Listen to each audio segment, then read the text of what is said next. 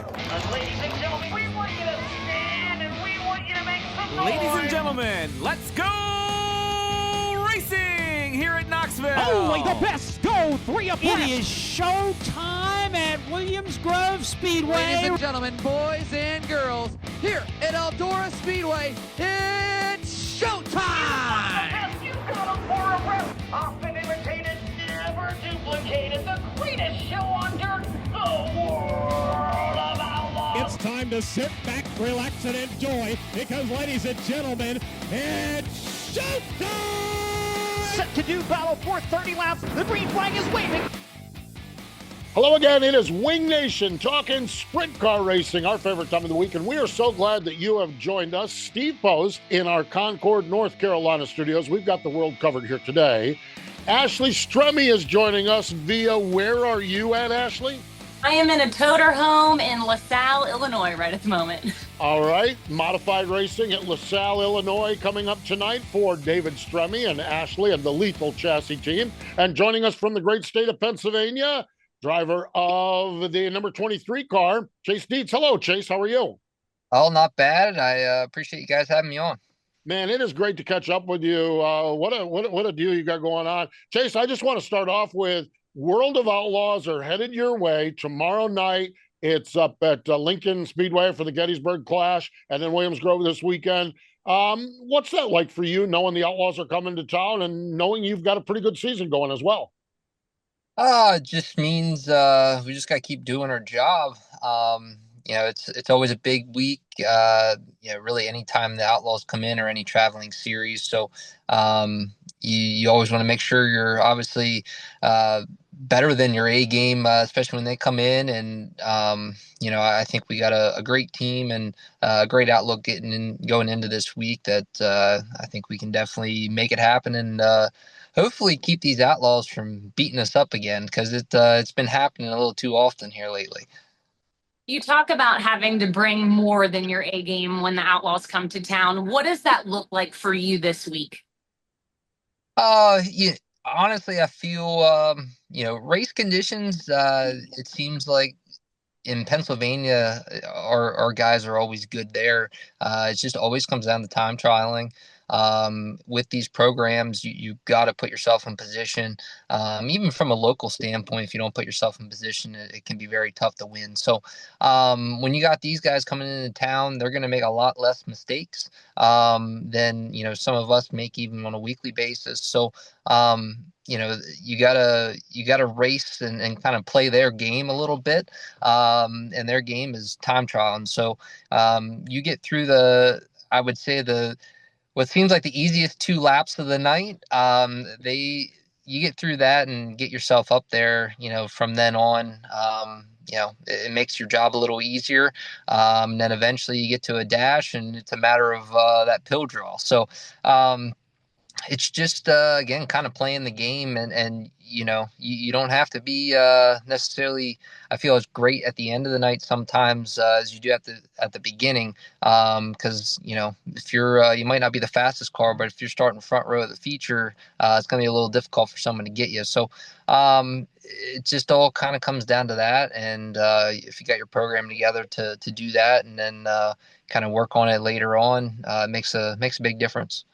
I know we have tune-up shows, which I think you got to tune up with time trialing at Williams Grove and then got rained out, and then Lincoln got rained out and that sort of thing. How does one prepare, though, for qualifying when you don't do it on the regular basis, Chase?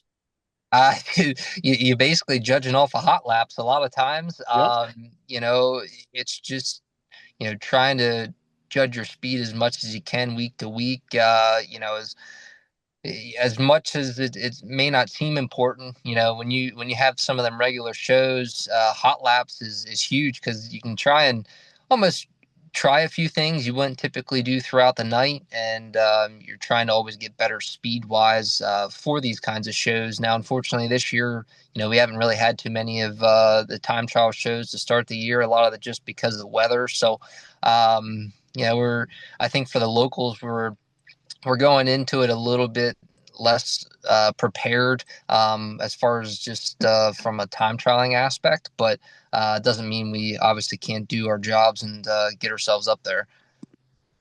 Speaking of this season and doing their job, somebody who has been the bridesmaid a lot this season, unfortunately, a lot of second places. But I don't want to say unfortunately because you're with a new team this year. You guys came out swinging with the win at the Icebreaker. Obviously, you guys have the speed, strong. What is that little ounce that you're missing to finally take those checkers first? Still searching for that. It seems, we pulled off the icebreaker, and then honestly, we led a couple of them races even after that. And, some mistakes on my end, other parts are just kind of the way the races were playing out. I felt, just the other week we had a shot at Port Royal, at Ryan Smith, and that was just didn't work out, going down the front straightaway. So um it's just a matter of taking advantage of the opportunities when you have them. Some of them races we've had them, some others we haven't. But all in all, we really we should be happy for the way the season's gone, especially locally. We're in contention, pretty much win all but every race we were there. It's just been a matter of positioning and kind of them circumstances. As a driver, it's a matter of putting yourselves in those situations as much as possible in order to learn how to win in some of them situations. So we just kind of keep plugging away at it. Eventually we'll either kind of play out for us, or we'll figure it out in those moments. So as long as we keep putting ourselves up front, that's all we can ask for. Looking back to the World of Outlaws, last fall, you had a really good run with the World of Outlaws, with your family team, with the 2D car. You finished fifth at Lincoln. You finished third at Williams Grove on the prelim night, and you were running in the top 5 in the National Open before a little dust up there with Sheldon along the way. I know it was a different team, but what does that do for your confidence, knowing that you can go toe-to-toe and run in the top 5 at Williams Grove, at Lincoln with the World of Outlaws like you did the most recent time they were there? Honestly, it just proves that we can be there. It more so for me, it gives confidence because for all my years of racing, I was always beating my head against the wall. And how do we time trial and how do we get up there with those guys? And with my stuff, we were able to kind of figure that out. And once you're up there, then you realize, hey, you're just as good as these guys. And from a mental aspect, that makes a big difference. So after that, that's where you need the experience of racing with those guys and being up there, because you're racing at a whole different level. From the start of the night with the Outlaws, it's a matter of driving as hard as you can all night long. And trying to limit your mistakes. So when you can race at that level and limit those mistakes and do that, it certainly makes a difference, because you can definitely tell from racing at a local event compared to then. There's a big difference in even how you think throughout the night. So it's just critical to be focused and again, you do your job from the beginning of the night. It's going to make it a whole lot easier later on. But eventually, it'll all come together. It's just a matter of again, some of those situations. Obviously, as Steve mentioned, a strong showing with the World of Outlaws in Pennsylvania. I want to mention in your Instagram bio, it literally says one goal: become a World of Outlaw. What's that going to look like? What does that take for Chase? What is it going to be to get on the road and become a World of Outlaw? It kind of changes every year, mainly just because of growing up, more responsibilities and everything else. But for me, the first step is proving that I can compete with them. Second step is I feel like beating them, and then trying to make that happen. It's still a goal of mine. I'd love to do it. Obviously the opportunities could be slim and slimmer as the years go on, but it's something I've always wanted to do, and I feel it's definitely a possibility. And if the right situation comes along, I'd love to do it. But for me, I just want to be the best I possibly can and go out here and win one of these. If I can win one, there's a lot more I can do after that. So just kind of taking it one little step at a time, I guess. This year, you find yourself in a new situation. You've bounced around a little bit. You fielded your own team. You drove at Port Royal with the Zemco team last year. We'll get into that a little bit as well. But you have the opportunity to drive for Stamen Motorsports. And I'm not putting Stamen as full-time World of Outlaw team, but I am putting Stamen as a well-funded, well-run team in the state of Pennsylvania. What is this like for you as a guy that's grinded out all your career to have an opportunity to be in a good, solid, strong team up there in the state of Pennsylvania? It's definitely a little different for me. In all honesty, for most of my career, it was kind of with my own stuff, or even if I was with another team, I was the one, still at the shop with the guys and doing a lot of the work. And now it's kind of a whole different aspect.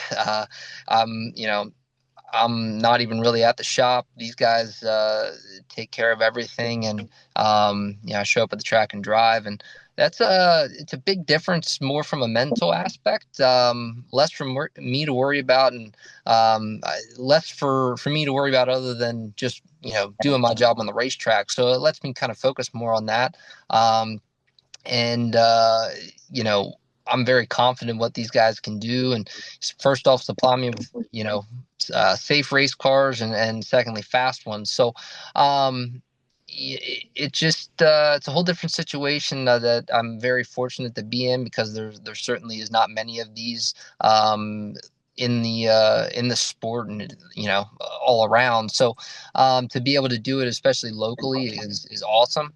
And to have people like John and Kelly Steeman involved in the sport is obviously great on my end, and then our team's end, the guys involved. But it's especially great for the sport, because not only do they want to be racing all the time, they want to be supporting the events, and helping the tracks, helping any of the events that are going on. That plays a huge part in the sport down the road. So I want to, me as a driver, me and the guys in the team, obviously we want to see this team, part of the sport for a long time, no matter if I'm there, they're there, down the road. So we're just, I think me in general, but also the entire sport and everyone involved, we're lucky to have John and Kelly a part of the sport. And we just want to, as a team, want to do a great job for what they're putting into it, because it takes obviously a lot of money to do so, but just very, very fortunate and happy to be a part of it. Speaking of incredible car owners, Steve mentioned the Zemco, the 1Z car, John and Pee Wee Zimitis. You got to drive for them last year. What's it been like? Obviously, you know your crew chief, Tommy Carl, a long time over at Zemco, working with him last year, and now transitioning to a new team, but being able to bring Tommy with you, and obviously the two of you are gelling. How well did this make the transition easier for you?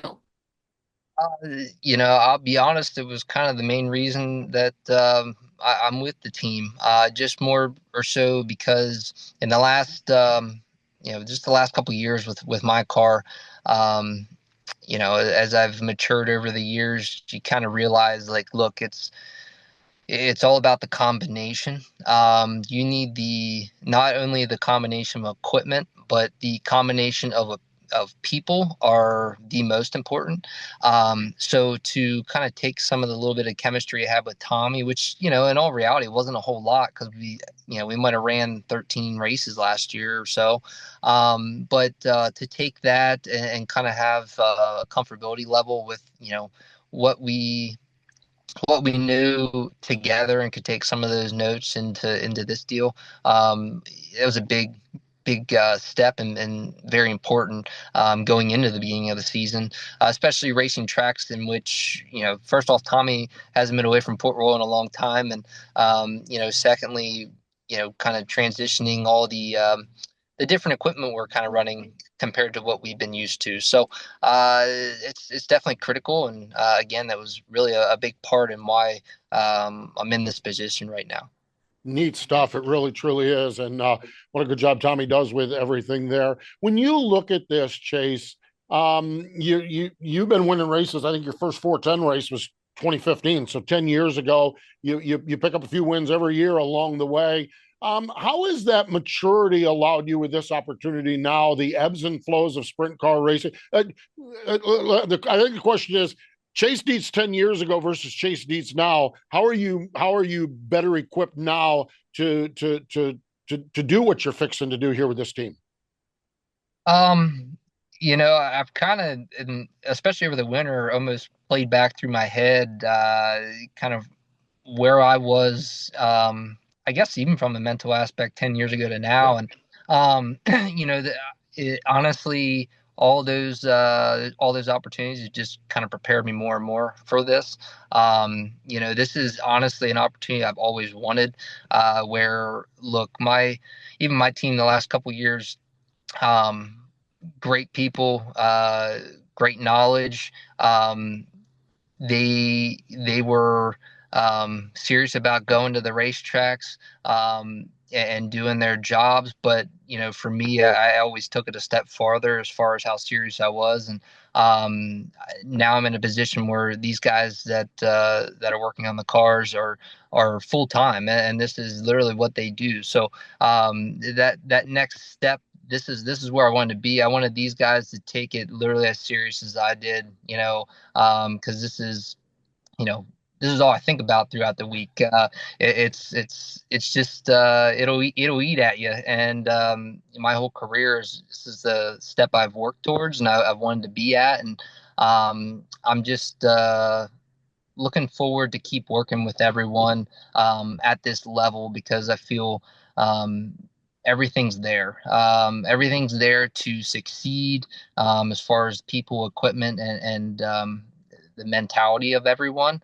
And this is where I want to be, to set me apart from, winning 2-3 races a year to, getting to 10 wins throughout the year. So, I'm, going into the winter, I was like, man, this is my chance to do it and hit some of the goals that I've really always wanted to. So, I feel like I've always taken it so serious. Now it's like, taking that next step farther. But you gotta realize as you mature throughout the years, first off, don't take as much pressure. A lot of things, it's better not to think. That's always been a huge part of it. But you just gotta take it one race at a time. You're gonna have the bad nights. When you have one, it ain't a bad thing to have a beer with the team and move on to the next one. That's part of it. But you're always going to have those obstacles, no matter how you come out of them. That's right. It's how you choose to react to them. And that being said, Chase, you talked about the guys being full-time. Are you a full-time driver, or do you still have a job on the side that you do through the week before you jump in the race car on the weekends? Unfortunately, I'm still full-time working. So as you can see, I'm in my car right now. The nice part is, I'll be honest, I don't mind it, just because, I bring up about the not thinking, when as busy as I am throughout the week work-wise, it really helps me even for the weekend, because I'm not sitting there all week kind of dwindling on either a bad night at the races or what we need to do to get better type of thing. When I show up, I'm ready to go, and like, hey, I know what I need to do. And those guys, I trust what they're doing at the shop throughout the week and getting us better. So it's always a good and bad thing. It's the work part, again, I think benefits my mentality a little bit. So it's not too bad. What kind of work do you do? So I am a property adjuster for an insurance company. So Nice. I'm out and about throughout the week. This time of year has been extremely busy, but again, I don't mind that sometimes. I love it. And then, of course, I want to talk. We always get off track, and this was my favorite when I was doing a little background on you. Obviously, you and your wife, Lauren, it looks like you have 3 dogs of your own, but it also looks like you're a foster family for dogs as well. How many times have you been a foster failure? So so actually it started her family, her and her mom, they had done it for a long time, prior to us even being together. And then, they still continued on. And then when we moved out, just I'd say like the last 2 years, we kind of started to do so. So, as far as foster fails, we honestly, we do not have any right now since we started. Now, there's been, definitely a couple where we were, really debating, but, I'm like, look, we got three of our own, and our house isn't all that big, so we got to keep some room, and at least some room in the bed, so I can fall asleep at night. That'd be great. That's so. What are your three dogs? I've seen pictures of them on your social channels, but what are your three dogs? Tell everyone about your dogs. So we have three of our own. The oldest, she's like a beagle mix. She's about, I think, 10 at this Mm. point. Or coming on to that, and, she's, Becky the Beagle. So she's got a great name, pretty lazy dog, and, she's my number one. My wife, she would say differently, but, and then our other two, they're pit bull mixes. Um, the boy, his name's Wrigley. The other one, her name's Rue. I think they're four. Wrigley might be four. Rue, three. But then, yeah, then we have a couple Fosters at the house right now too. So it kind of keeps the dogs socialized and, keeps them busy and active, which is a great thing. Now Becky, on the other hand, she's more of sitting at the end of the yard, watching the deer outside the fence. So it works out. I kind So of like it. Yeah, I kind of like it. Ashley, put me down for a Becky the Beagle fan. I'm on the Becky thing too, just kind of chilling out and enjoying life. That's it. So we were pit bull owners, so I have a big heart. We actually rescued ours. So you talked about your in-laws real quick. Do they have their own foster facility? Where can race fans go adopt a dog at? No, so they had just worked for some organizations. Now the organization that we, foster through is called Pity's Love Peace. They're out of, I believe it's Elizabethtown, in Pennsylvania. But, that's an organization we go through. We've adopted through other organizations, but, just, as far as if you're an animal lover, always, look into that. Even look into fostering. It's a great thing to do. It's a little tough as far as, you know not, wanting to keep every single dog you have, but, you got to go into it, knowing, hey, you're helping out these dogs that, either probably wouldn't have a life, if not for doing it, but also giving them a better life. And, kind of getting them to a great family. So, again, the place we go through is Pity's Love Peace. So it's a great organization, and we're lucky to be a part of it as well. That is so cool. My daughter rescued it. When I say rescued, I mean stray dog. I mean, this dog was a stray mutt. Still is. He's no longer a stray. He's still a mutt. And she rescued him, and I said, no, we're not doing it. We had three cats. We had a dog. I said, we're not replacing any of them because my daughter's they're out of the house, and guess who's stuck with all the pets now? So, but I said we're not replacing them. And you talk about being able to cut the ties with a foster. This dog, she said, no, I'm just going to give this dog a bath, and then I'll find a place to put him and that sort of thing. This dog, it took 10 seconds. This dog landed on my lap, and it took 10 seconds, and we were keeping him. So I'm not sure I'm cutting those ties. I'm not sure.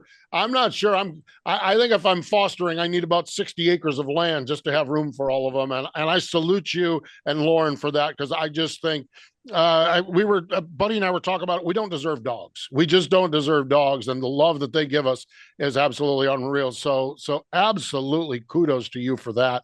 That is really, really cool. Getting back to racing here just a little bit, because this is Wing Nation. You had a little road trip to Peevely. I think that was kind of an impromptu road trip to Peevely. Talk a little bit about that. And then are there other destinations that you would like to get to as the summer unfolds?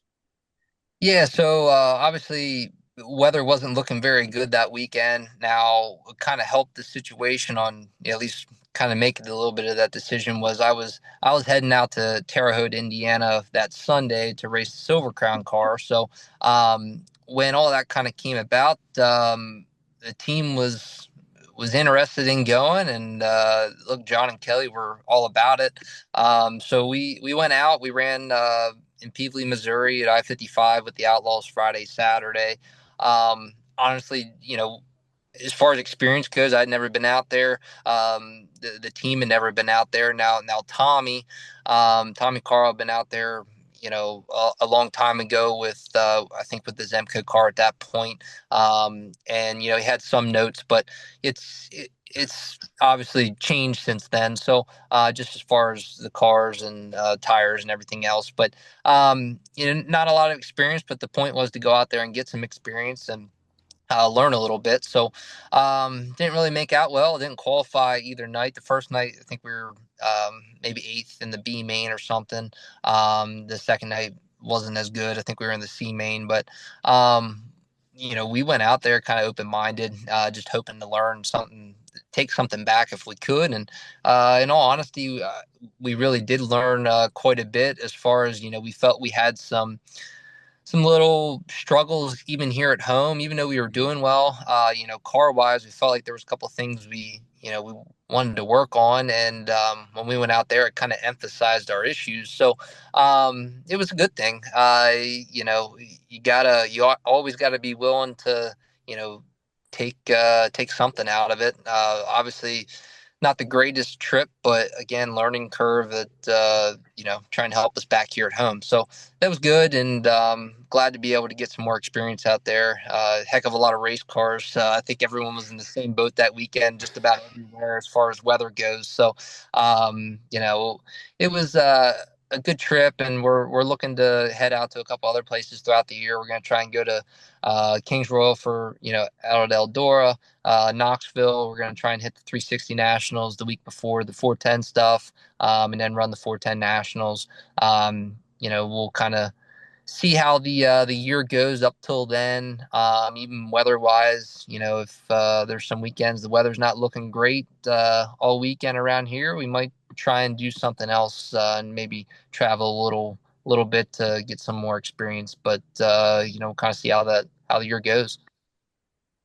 Obviously, all the guys that we've had on that become World of Outlaws, they always say that the first couple of years they end up getting their teeth kicked in. So don't ride that. It is what it is, but that's what's so great about it. When you race with the best, you become better.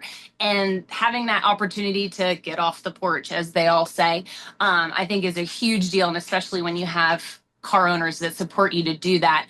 Is there one place, obviously Peevely was kind of a one-off because of the rain. You've talked about the Kings Royal, but is there one racetrack that if you could put a pin on the map right this moment that you want to go to that you've never been to race at?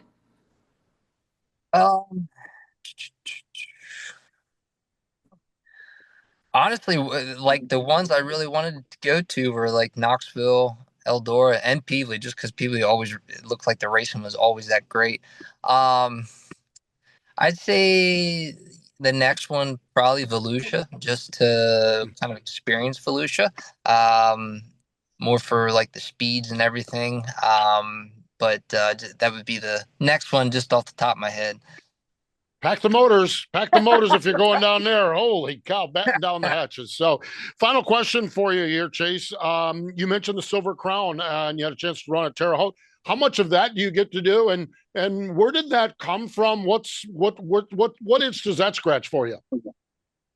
So just as far as their schedule, like the Crown series, half of them are pavement, half of them dirt. With my wing schedule, it's a little difficult to obviously get to a lot of them. So this year is just running Terre Haute, and then we will be at Port Royal when the USAC East Coast swing comes in for that deal. I think that's in June. And then we'll also go to Eldora for the 4 Crown Nationals. That'll be our 3rd year going out there for that. As far as how that all came about, it's always a good story. So my dad, back when he was racing, his shop teacher in high school, his name's Bruce Lee. Not the karate or not the karate guy, but He was a shop teacher.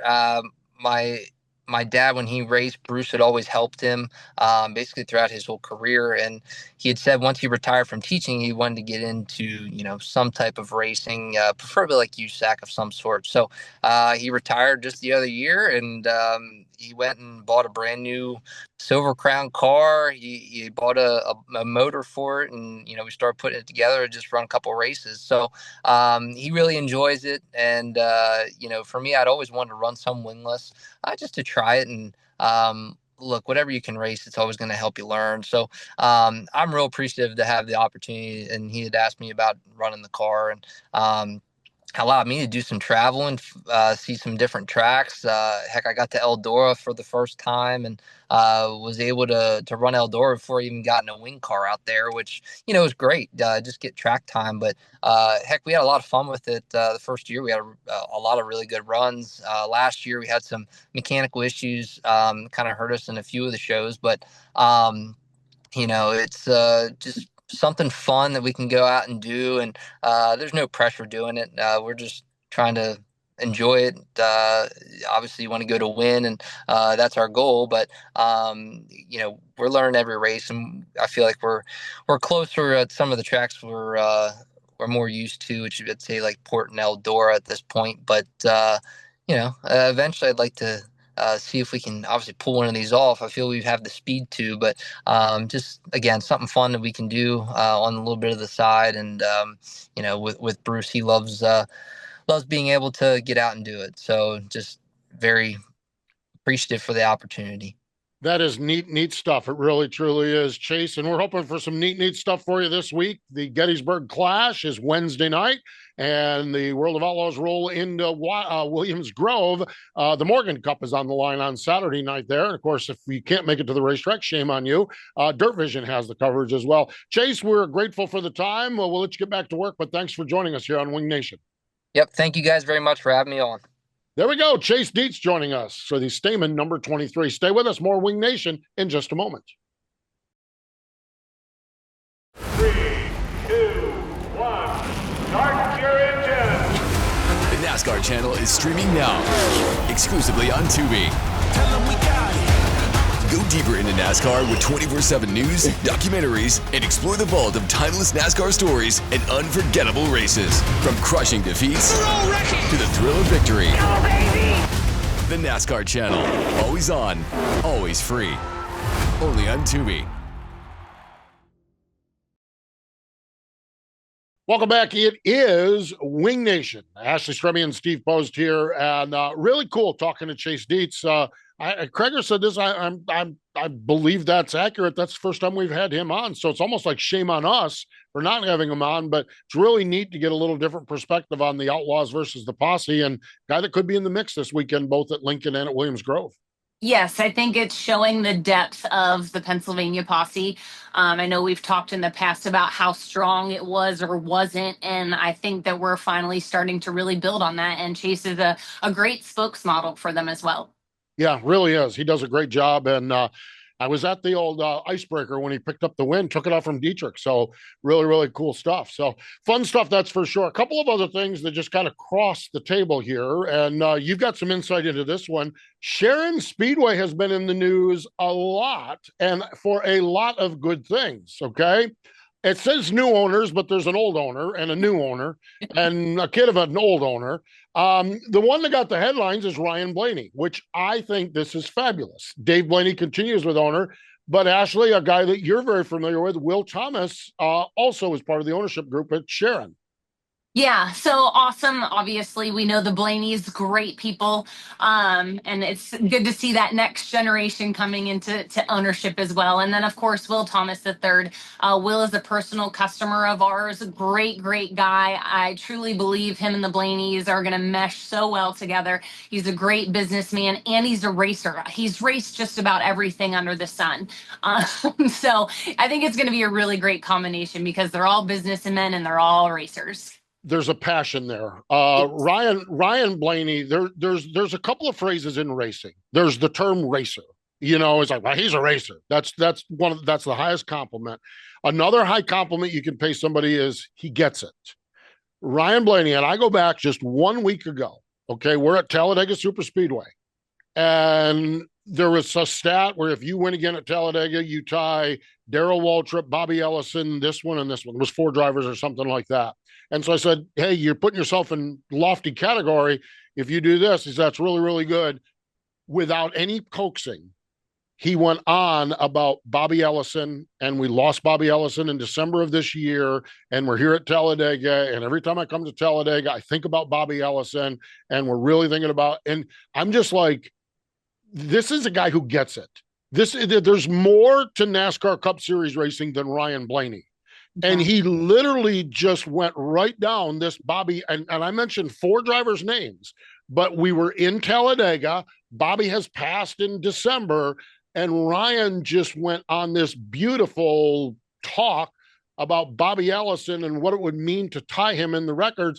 We got done, we were in a commercial break. I said, Ryan Blaney simply gets it. It's not all about Ryan Blaney. There's more to this sport. You even see it with all of the reference to his grandfather, to Lou, and the tattoos. And that's he just gets it. Describe what I'm trying to say is he gets it.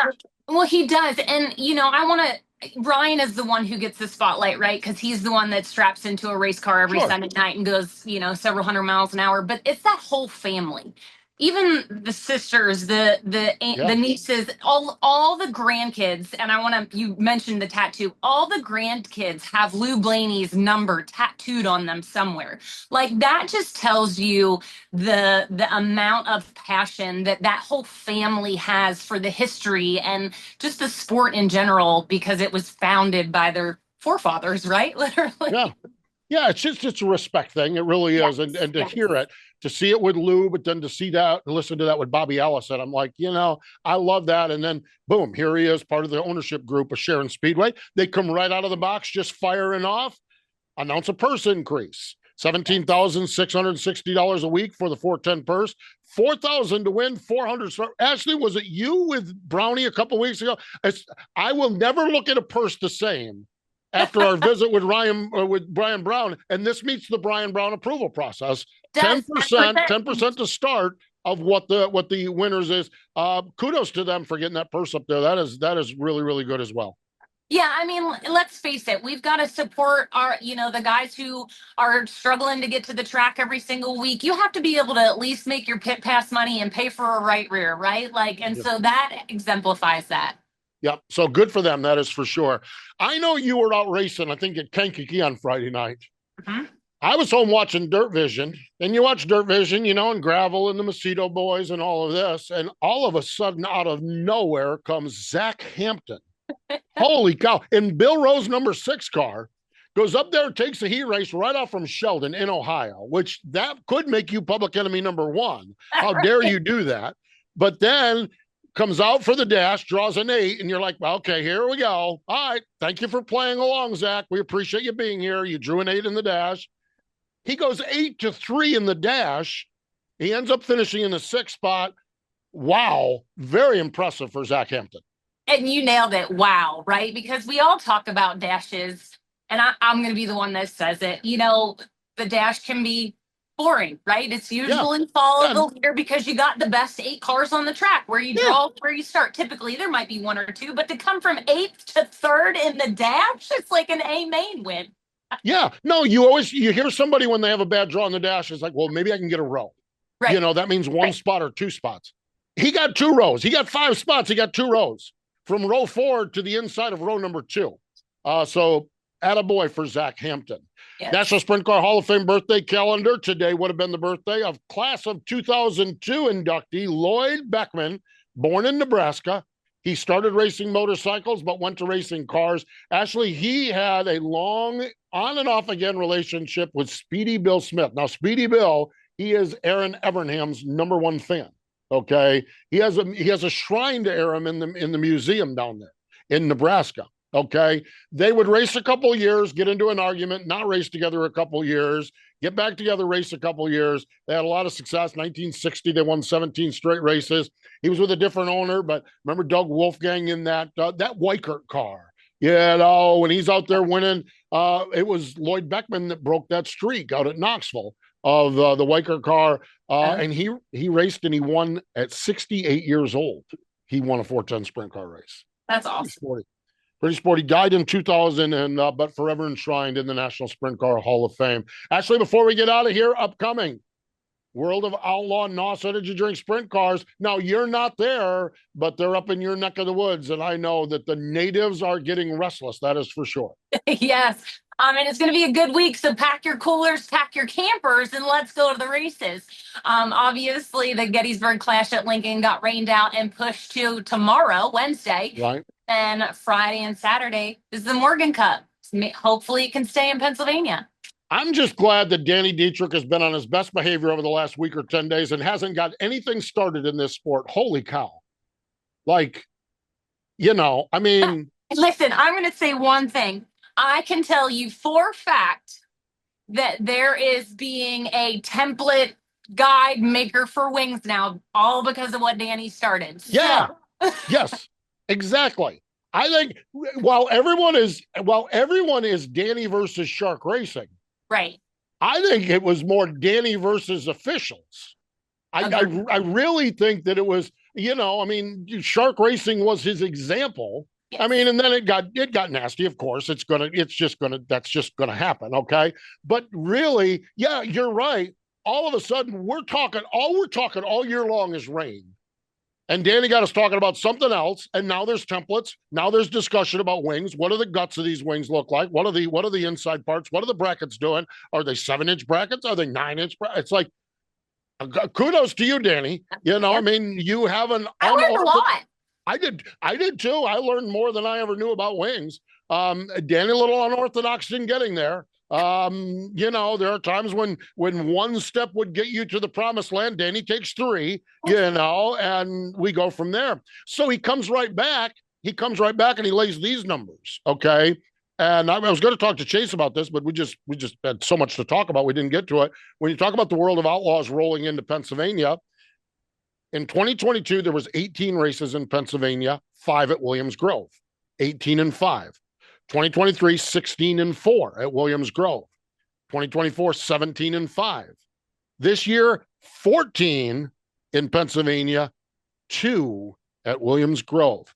So, of course, Danny posts that just as an observation, just stating facts. And they're like, already making excuses why you're going to get, why, and that's fine. Danny brings that onto himself, and that's everything. But Ashley, there has not been a lot of racing in Pennsylvania, and there has not been a lot of racing at Williams Grove. It's going to be interesting to see how the Posse does this week against the Outlaws. It's an uphill battle against the Outlaws regularly, but when you haven't been racing that much, it's even more so.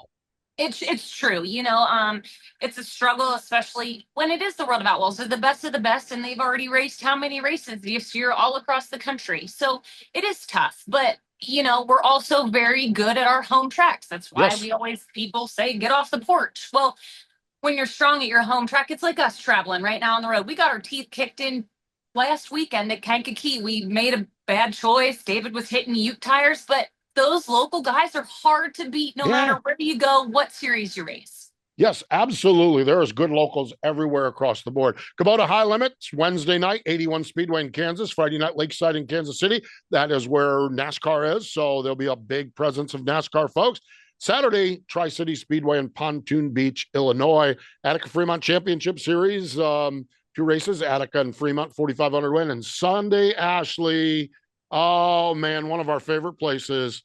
The Mother's Day opening day tradition begins at Huset's. This is really cool. It just because it's the one place that you get to spend the day with your son, right? At a racetrack, honoring your mothers. It's just a really cool deal at Huset's, the traditional Mother's Day season opener.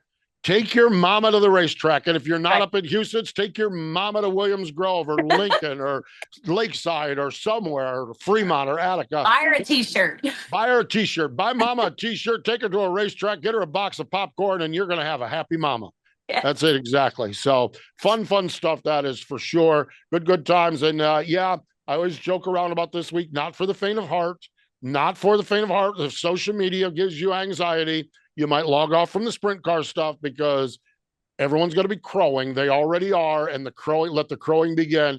And we'll see what happens. We'll see. Maybe Macri, maybe Danny, maybe Freddie, maybe Chase, maybe Lance. I'm not sure who's is Darren in the, I've lost track of who's driving the 69K car. I've lost track of it. Hey, I mean, you just know it's going to be up front, right? It doesn't Yeah. matter who's in it. yeah, no, I mean, I swear to God, Donald and Davey could put me in it and I could get a top 10. Okay. Well, Yeah, you're right. No. Steve, Yeah, I think it's a maybe 12 or 15. Okay, yes. stretch. No, because Christopher ran it, and then Darren. I mean, and then Ryan. and Ryan, obviously, right. Coming to a victory lane near you, the 69K. We'll see who climbs out of the race car. I mean, it's just so it's going to be a fun weekend. It really, truly is. Ashley, it is always a pleasure to hang out. I am going to be following along. You guys will be racing all week long, or at least this week, the Illinois Speed Week. You'll be on Flow Racing. Of course, it's Flow Racing Night in America, the late models and the modifieds. So those of you watching all the late model races, make sure you watch the modifieds. Pull for Stremme there. Order up a Lethal Chassis t-shirt while you're at it there, out there at the racetrack. But looking forward to seeing how you guys do out there on your road trip as well. Always good to hang out and talk a little sprint car racing as well. I always make time for it, even if I'm in the middle of Illinois in a race hauler. I love talking sprint cars.